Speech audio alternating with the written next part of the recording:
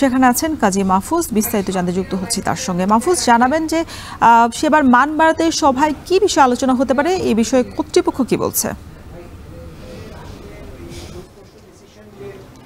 রসুন, যাতায়াতের ক্ষেত্রে ট্রেন নিশ্চিতভাবে বলা যায় একটি নিরাপদ এবং আরামদায়ক বাহন, সেটি যাত্রীরা প্রায় সময় বলে থাকে। সেই জায়গাতে আসলে এই যে ট্রেন সেবার বা প্রতি যাত্রীদের প্রত্যাশা যেমন রয়েছে, তেমনি অভিযোগেরও কিন্তু শেষ নেই। সেই অবস্থায় আমরা দেখতে পাচ্ছি রেলওয়ে পূর্বাঞ্চল অংশীজন সভার আজকে আয়োজন করেছে। সেখানে আমরা দেখতে পাচ্ছি যাত্রীদের পাশাপাশি বিভিন্ন শ্রেণী পেশার মানুষ এই অংশীজন সভায় অংশগ্রহণ করেছে।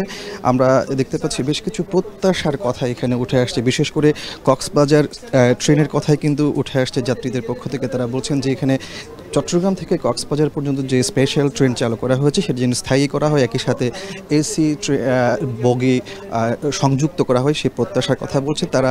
এখানে কিন্তু চট্টগ্রাম থেকে 2000 পর্যন্ত কমিউটার ট্রেন চালুর কথাও কিন্তু বলছেন এই অংশীজন সভায়। পাশাপাশি রেলের যে সেবা, বিশেষ করে পরিষ্কার পরিচ্ছন্নতার বিষয়গুলো এখানে উঠে আসছে, বিদ্যুতের বিষয়টি উঠে আসছে, পানির বিষয়টিও কিন্তু এই অংশীজন সভায় উঠে আসছে এবং মানুষ যারা যাত্রী আছেন তারা এই অভিযোগগুলো করছেন।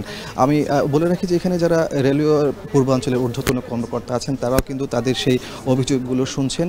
পাশাপাশি যে সকল বিষয়গুলো আসলে কর্মকর্তা কিংবা রেলের স্টাফদের বিরুদ্ধে আসছে সেগুলো তারা খতিয়ে দেখবেন এবং সে অনুযায়ী তারা সেগুলো সমাধান করার চেষ্টা করবেন। আর যে সকল বিষয়গুলো আসলে যাত্রীদের সাথে সরাসরি সংযুক্ত, সেই সকল বিষয়গুলোতে তারা বলছেন যে যাত্রীদেরকে অনেক বেশি সচেতন হতে হবে। সবকিছু মিলিয়ে আসলে রেলের সেবাকে উন্নত করার জন্যই মূলত রেলওয়ে পূর্বাঞ্চল এই অংশীজন সভার আয়োজন করেছেন এবং সেখানে যাত্রীরা তাদের প্রত্যাশার কথাগুলোর পাশাপাশি তাদের অভিযোগগুলো তুলে ধরার সুযোগ পাচ্ছে। রোশন, চট্টগ্রাম থেকে যুক্ত ছিলেন কাজী মাহফুজ। দেখছেন এখন ঢাকা।